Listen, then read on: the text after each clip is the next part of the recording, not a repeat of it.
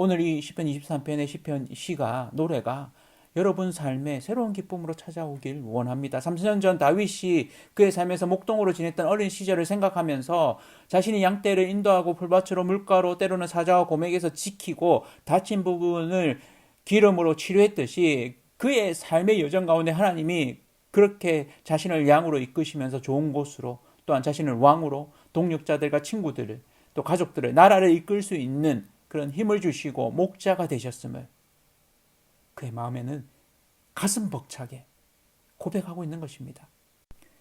더 깊은 설교 6월은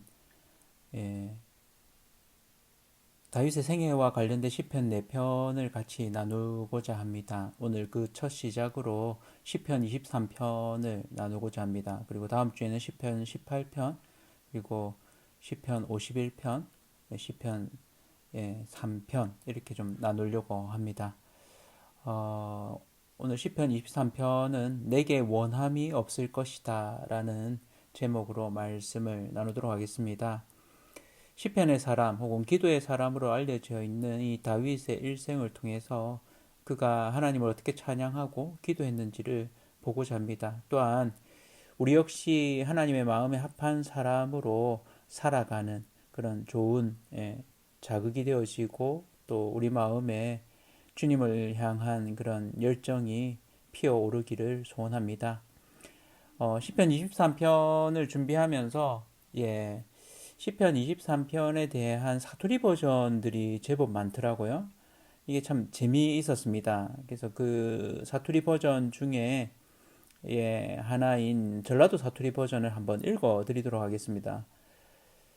제가 한번 읽어드릴게요. 아따 여호와가 시방 나의 목자신디 나가 부족한 거이 뭐이 있겠으냐이 그분이 나를 저 풀어부른 물가시로 인도했으니 어째스까이 징한 거 나의 영혼을 겁나게 끌어당겨 불고 그분의 이름을 위하려고 올바르분 길가스로 인도했으니 아따 좋은 거 나가 산꼬랑가 끔찍한 곳에 댕겨도 겁나 불지 않은 것은 주의 몽디랑 작대기가 째까는 이래도 나를 지켜주신다 이거지라.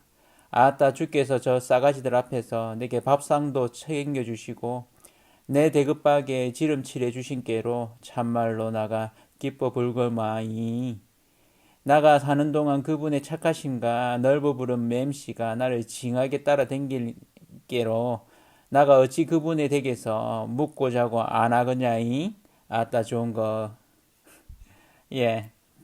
어, 재밌습니다. 시편 23편이 한국인이 또 뭐 세계 모든 믿는 사람들이 참 좋아하고 많이 읽고 해서 소화가 많이 된 것 같습니다. 그래서 이런 사투리 버전들도 다양하게 있습니다. 다윗의 이 고백을 같이 한번 잘 먹어보는 시간이 되기를 원합니다. 시편 23편은 크게 두 부분으로 나눠서 보기도 합니다. 1절에서 3절까지가 과거의 공급자 되시는 하나님을, 4절부터 6절까지가 현재와 미래의 보호자 되시는 하나님을 찬양하고 있습니다. 그런 의미에서 시편 23편은 다윗의 고백이 담겨 있는 고백시이면서도 또한 하나님을 향한 찬양시로도 분류가 됩니다. 이런 시편 23편 다윗의 생애와 연관해서 한번 보겠습니다.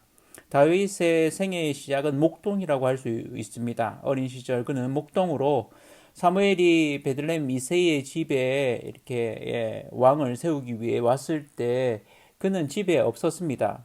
사무엘이 뿔에 기름을 채워왔음에도 7명의 아들들을 다 보고도 하나님이 세우고자 하는 자가 없다. 그래서 마지막으로 다른 아들이 있는가 물었을 때 하나들이 양을 치러 나갔다. 다윗입니다. 그래서 그 다윗을 기다리죠. 사무엘상 16장 11절에 보면 또 사무엘이 이새에게 이르되 내 아들들이 다 여기 있느냐. 이새가 이르되 아직 막내가 남았는데 그는 양을 지키나이다. 사무엘이 이새에게 이르되 사람을 보내어 그를 데려오라. 그가 여기 오기까지는 우리가 식사 자리에 앉지 아니하겠노라 라고 이야기합니다. 이렇게 해서 다윗이 기름 부음 받게 됩니다. 이때의 다윗의 외모를 성경은 이렇게 묘사합니다. 사무엘상 16장 12절인데요. 이에 사람을 보내어 그를 데려오매 그의 빛이 붉고 눈이 빼어나고 얼굴이 아름답더라. 여호와께서 이르시되 이가 그니 일어나 기름을 부으라 하시는지라. 이 다윗 아직 뭐 청소년기에 해당되는 걸로 추정이 됩니다. 그래서 가족에게서는 꼬마로 불리는, 그러니까 막내 취급을 받으면서 이 기름 부음 받는 자, 그러니까 사실은 사무엘 선지자가 이렇게 왔을 때 가족들이 다 있어야 되지만 이 다윗은 없어도 되는, 그렇게 생각하는 것이 별로 이렇게 죄송하지 않은 이들 가족 문화가 있는 것을 알 수 있습니다. 어떤 면에서는 다윗 스스로도 양치기를 자처하고 나갔을 수도 있습니다. 그래서 부모도 별로 신경 쓰지 않고 본인도 그것 때문에 뭐 상처받거나 이런 건 아닌 것 같습니다. 그가 들판에서 양을 치면서 느꼈을 자유, 이런 부분들도 생각해 보게 됩니다. 신기한 것은 다윗이 목동으로 이렇게 지낸 것에 대해서 부끄러워하기보다는 오히려 자랑스러워합니다. 골리앗과의 전투, 형님들에게 전투에 나가 있는 형님들의 도시락을 챙겨서 갔다가 이 하나님을 욕하는 이 골리앗, 이방 족속이죠. 그러니까 블레셋 이 장수인 이 골리앗, 키도 어마무시하게 큰 이 골리앗을 향해서 오히려 그가 이렇게 얘기합니다. 사무엘상 17장 34, 35절인데요. 다윗이 사울에게 말하되 주의 종이 아버지의 양을 지킬 때에 사자나 곰이 와서 양떼에서 새끼를 물어가면 내가 따라가서 그것을 치고 그 입에서 새끼를 건져내었고 그것이 일어나 나를 해하고자 하면 내가 그 수염을 잡고 그것을 쳐 죽였나이다.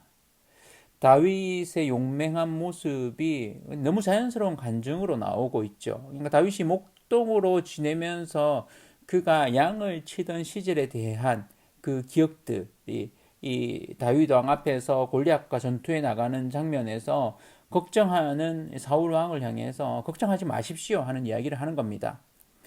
이런 기억, 양치기로 목동으로 지냈던 이 기억은 그의 삶 전반에 그를 인도하시는 하나님에 대해서 목자로 인식하고 자신은 양이라고 이렇게 스스로를 인식하는 그런 인식을 갖게 합니다. 그도 그럴 것이 그가 양을 지킬 때에 그에게도 양처럼 위험한 순간들이 있었을 때 하나님께서 그를 지키셨음을 그가 경험했기 때문입니다. 그러한 부분이 시편 23편 4절에 등장하죠. 내가 사망의 음침한 골짜기로 다닐지라도 해를 두려워하지 않을 것은 주께서 나와 함께 하심이라. 주의 지팡이와 막대기가 나를 안위하시나이다. 목동으로 지내면서 그가 양들을 지키기 위해서 사자나 곰과 싸웠던 것처럼 하나님도 대적들과 싸워서 자기를 지켜 보호해 주셨다. 그래서 이 보면 지팡이는 인도하는 거죠. 막대기는 대적을 물리치는 거죠. 그래서 하나님이 이렇게 자신을 comfort, 안위하셨다, 안전하게 해주셨다라는 고백을 합니다. 다윗의 목동 시절을 떠올리게 하는 이 시편 23편을 보면서 저는 오늘 이 시편 23편을 1절에 좀 집중해서 좀 같이 보고자 합니다. 1절에 보면 여호와는 나의 목자시니 내게 부족함이 없으리로다 라고 고백합니다. 너무 잘 아는 구절이죠. 이 부분에 대한 NASB를 보면서 이 고백이 저한테 너무 와닿았습니다. I shall not want. 그러니까 나에게 원함이 없을 것이다. 내게 원함이 없을 것이다. 사람이 살다 보면 무언가 부족함이 있잖아요. 원함이 있잖아요. 내가 무엇이 되고 싶다든지 무엇을 갖고 싶다든지 이런 원함이 있는데 다윗이 하나님이 나의 목자시기 때문에 내가 원함이 없을 것이다 라고 이렇게 말합니다. 하나님이 내 원함을 가르쳐 주시기 때문이죠. 이미 그것을 경험했기 때문입니다. 그래서 하나님이 내 목자시라면 내가 더 원할 건 없다. 하나님만 있으면 된다. 하나님이 또한 다 채워주실 것이다. 그래서 충만을 경험한 이 다윗의 마음이 드러납니다. 자본주의 사회에서 우리는 살고 있지 않습니까? 이 자본주의는 끊임없이 원함을 이렇게 부추깁니다. 이 원함을 느끼게 하는, 다른 말로 하면 부족함을 느끼게 하는 욕망을 부추기죠.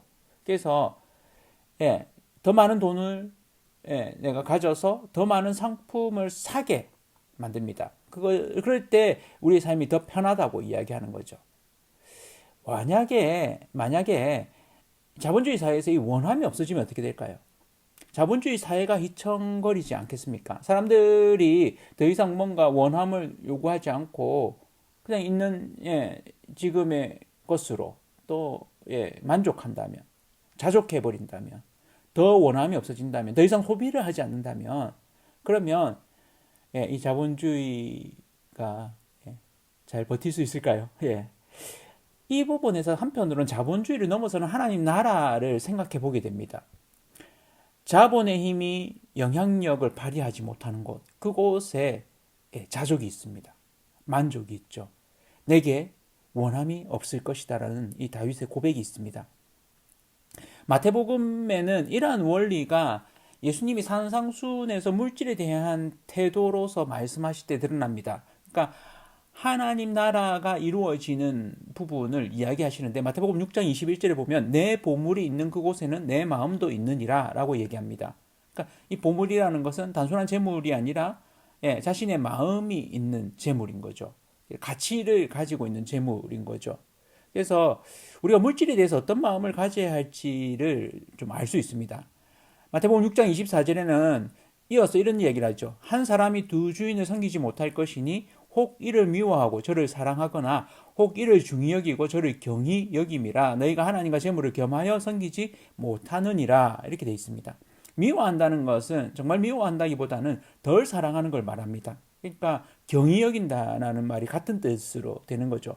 재물이 하나님과 동급이 될 수 있다는 겁니다. 하나님과 대결 국면에 있습니다. 이 재물이라는 것이 마성이 있어서 섬김을 받고자 하는 속성이 있다는 것입니다. 하나님을 섬겨야 되는데도 불구하고 재물이 이렇게 우리가 재물을 섬기게 될 수 있다는 겁니다. 재물에 그런 성질이 있다는 것이죠. 마음에 하나님보다 재물을 먼저 두면 우리 삶에서 재물이 하나님보다 우위에 서게 됩니다. 그래서 재물이 하나님 자리에 앉게 된다는 거죠. 우상입니다. 만모니즘이죠. 그 재물에 의해서 지배당할 수 있다는 것입니다. 재물을 섬기게 되는 거죠. 재물이 우리 삶의 주인이 된다는 말입니다. 그렇다면 이에 대한 대안은 무엇일까요? 재물이 우리 주인이 안 되도록 하는 비결은 두 가지를 볼 수 있겠습니다. 마태복음 6장 20절 전반절에 보면 오직 너희를 위하여 보물을 하늘에 쌓아두라고 말했습니다. 이것은 첫 번째로 정말 가치 있는 것은 하늘에 쌓아두어야 한다는 말입니다. 하늘, 마음의 중심에 하나님을 먼저 두는 것을 말하는 거죠. 하나님을 위해서 하는 것입니다. 하나님을 재물보다 우선에 두라는 것이죠. 그 재물로 하나님을 위해서 사용하는 것입니다. 마태복음 6장 33절에는 그런즉 너희는 먼저 그의 나라와 그의 의를 구하라. 그리하면 이 모든 것을 너희에게 더하시리라 라고 말씀하십니다. 두 번째 비결입니다. 하나님의 다스림을 믿고 하나님을 신뢰하는 것입니다. 하나님 나라와 의를 먼저 구하는 것, 하나님을 신뢰하기 때문에 하나님께서 다 채워주실 것을 믿기 때문이죠. 공중의 새와 드레베카파 하나님이 채우시고 입히시는 것, 우리 더 하나님께서 귀하게 여기신다는 겁니다. 재물을 하나님 나라와 의를 위해서 사용하라는 것이죠. 이런 두 가지 비결을 가지면 우리가 하나님을 재물을 하나님보다 더 주인으로 섬기지 않게 된다는 겁니다. 제가 말하는 것이 재물이 중요하지 않다는 이야기가 아닙니다. 재물은 필요합니다. 재물은 영향력이 큽니다. 재물이 하나님과 대결 구도를 맺을 정도로 힘이 있습니다. 무서운 것이 될 수 있습니다. 돈 때문에 하나님을 저버릴 수도 있고 사람을 죽일 수도 있습니다. 그만큼 돈이라는 것이, 재물이라는 것이, 물질이라는 것이 힘을 가지고 있는 것을 우리는 기억해야 됩니다. 이에 대해 어떻게 대할 수 있겠습니까? 믿는 이로서 우리는 어떤 영성을 가져야 어떤 영성을 가져야 할까요? 바울은 빌립보서 4장 11절 12절에 자족하는 영성에 대해 얘기합니다. 내가 궁핍함으로 말하는 것이 아니니라 어떠한 형편에든지 나는 자족하기를 배웠노니 나는 비천에 처할 줄도 알고 풍부에 처할 줄도 알아. 모든 일 곧 배부름과 배고픔과 풍부와 궁핍에도 처할 줄 아는 일체의 비결을 배웠노라 라고 고백합니다. 이렇게 할 수 있었던 원인 13절에 나오죠. 내게 능력 주시는 자 안에서 내가 모든 것을 할 수 있느니라. 그가 그런 경험을 했기 때문입니다. 능력 주시는 자 하나님이죠. 하나님 안에서 그가 그런 자족하는 하나님의 채우심을 경험했기 때문입니다. 다윗의 이 시도 이런 바울의 고백과 일맥상통합니다. 여호와는 나의 목자시니 내게 부족함이 없으리로다. 하나님이 나의 목자이시기 때문에 내게 원함이 없습니다.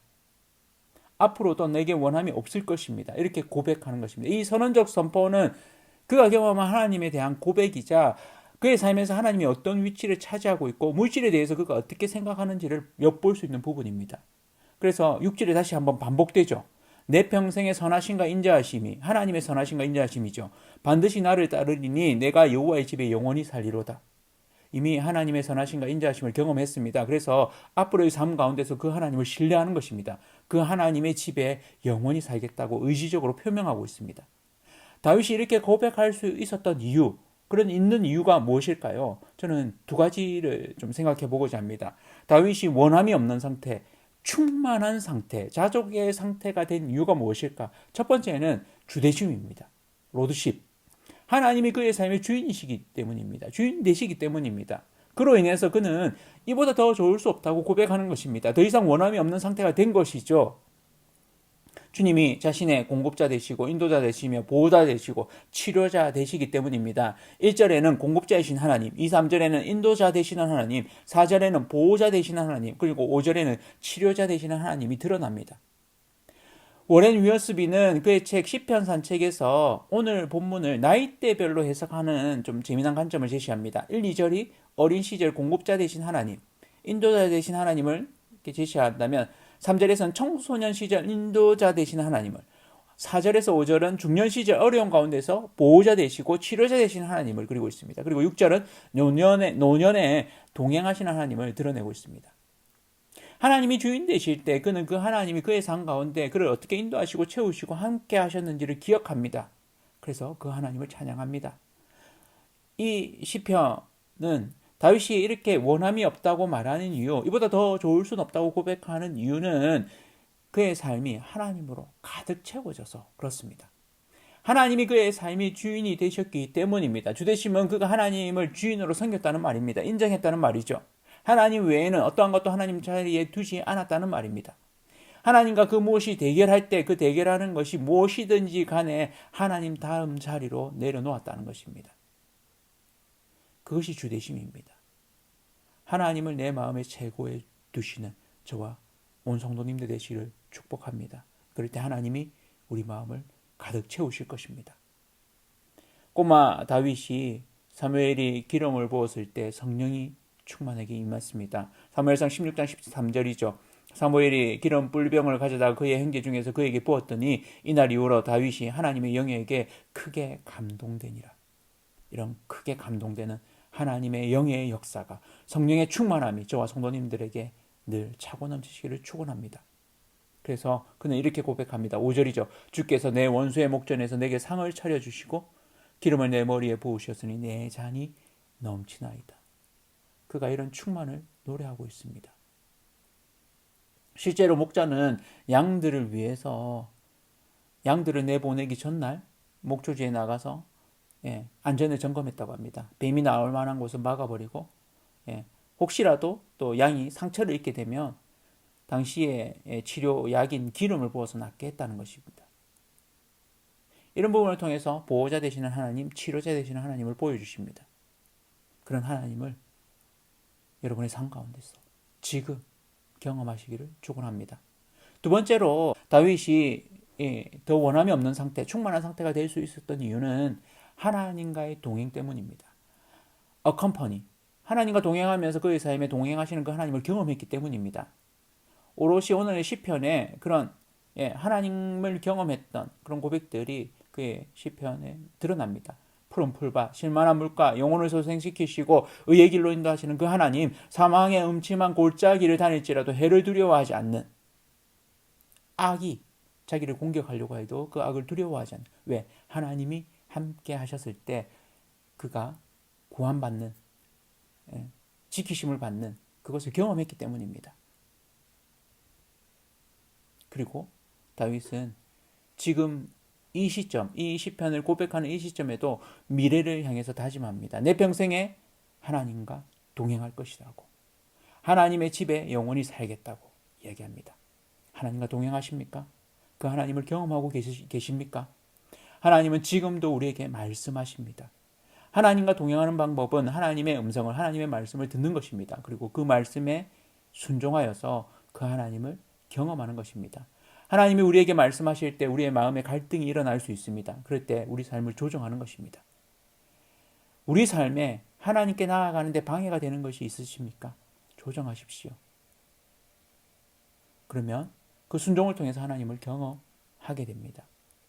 그 장애물을 없애는 것이 힘들다면 그 장애물을 두고 기도하십시오. 하나님 그 장애물을 없애달라고. 내 마음일 수도 있습니다. 나쁜 습관일 수도 있습니다. 내 생각일 수도 있습니다.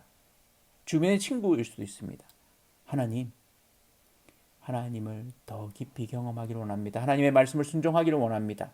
그렇게 하나님을 더 깊이 경험하는, 하나님과 동행하는 저와 온 성도님들 되시기를 축원합니다.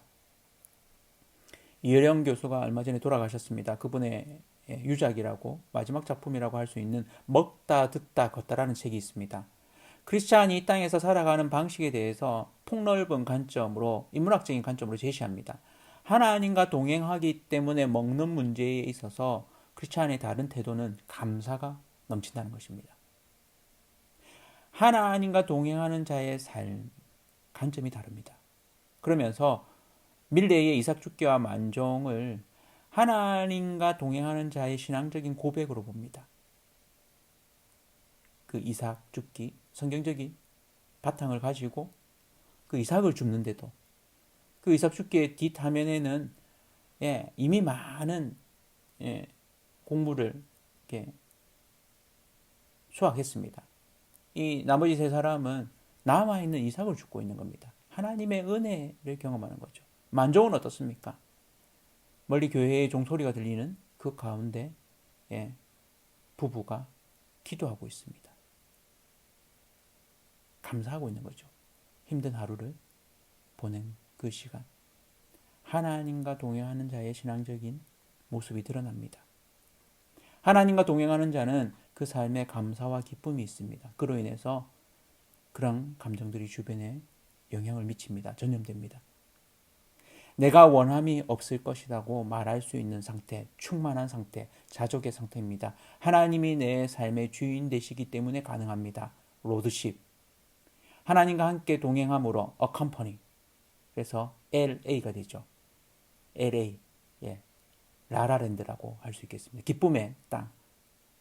노래가 있는, 찬양이 있는 그런 땅으로 우리가 갈 수 있는 비결. 그것은 주님의 주되심, 로드십을 인정하고 하나님과 함께 동행하는 accompany 하는 것입니다. 오늘 이 시편 23편의 시편 시가, 노래가 여러분 삶에 새로운 기쁨으로 찾아오길 원합니다. 3년 전 다윗이 그의 삶에서 목동으로 지냈던 어린 시절을 생각하면서 자신이 양떼를 인도하고 풀밭으로 물가로 때로는 사자와 곰에게서 지키고 다친 부분을 기름으로 치료했듯이 그의 삶의 여정 가운데 하나님이 그렇게 자신을 양으로 이끄시면서 좋은 곳으로, 또한 자신을 왕으로 동력자들과 친구들을, 또 가족들을, 나라를 이끌 수 있는 그런 힘을 주시고 목자가 되셨음을 그의 마음에는 가슴 벅차게 고백하고 있는 것입니다. 저와 성도님들의 삶이 매일매일 이 시편 23편의 고백이 넘쳐나길 축복합니다.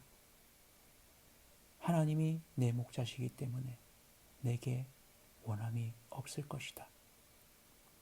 그래서 그 자족하는 마음으로, 그 충만한 마음으로 오히려 내게 있는 것으로 더 많은 사람을 나누고 돕고 풍성케 하는, 부욕케 하는 그런 저와 온 성도님들 되시기를 축원합니다.